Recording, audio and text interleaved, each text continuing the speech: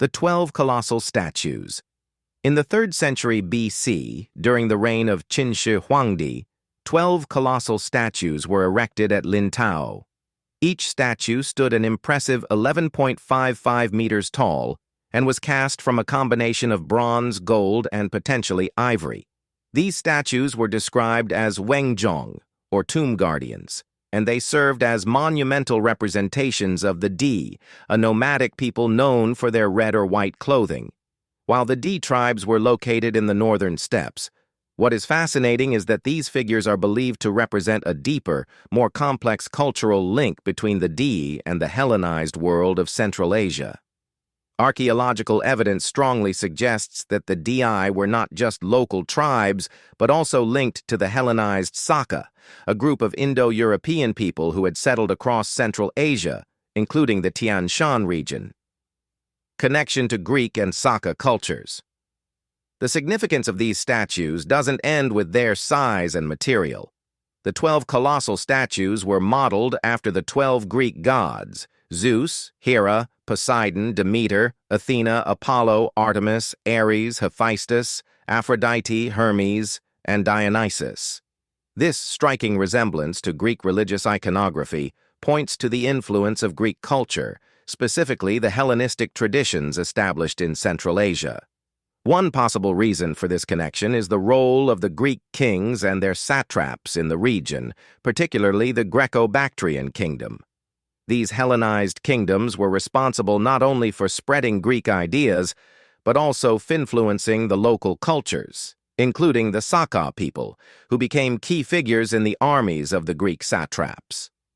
The region of Lintao, ancient Didao, was likely named after Diodotes, a satrap from Sogdiana, who likely aligned with Alexander the Great's campaigns and the subsequent expansion of Greek influence.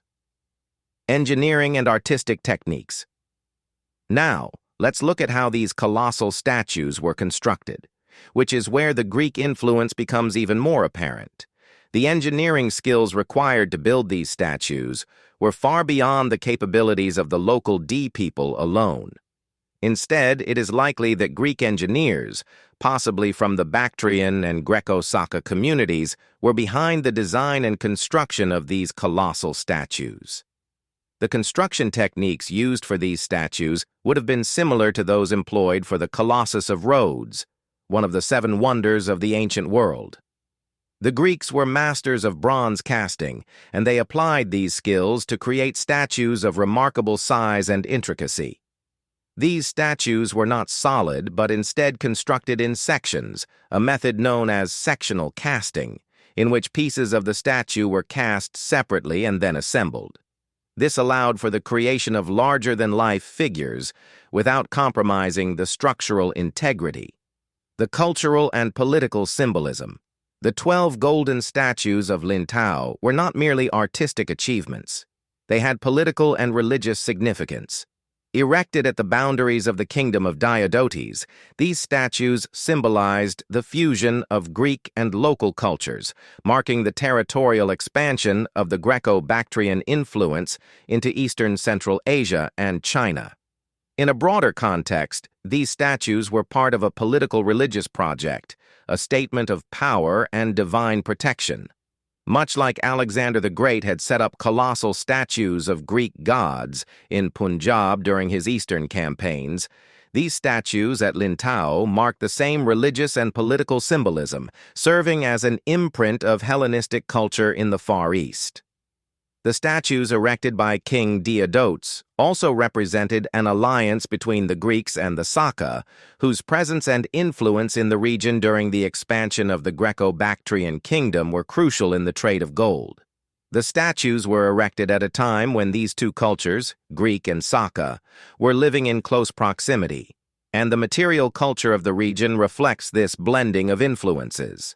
The Qin and Greco-Bactrian influence. Interestingly, the Qin dynasty, under Emperor Qin Shi Huang, had strong military and technological ties with the Greco-Bactrians. Archaeological findings suggest that the Qin, known for their advanced military tactics and innovations, had adopted several Hellenistic techniques. The battle formations of the Qin army during the Warring States period showed influences from the Greek phalanx and Hellenistic warfare strategies.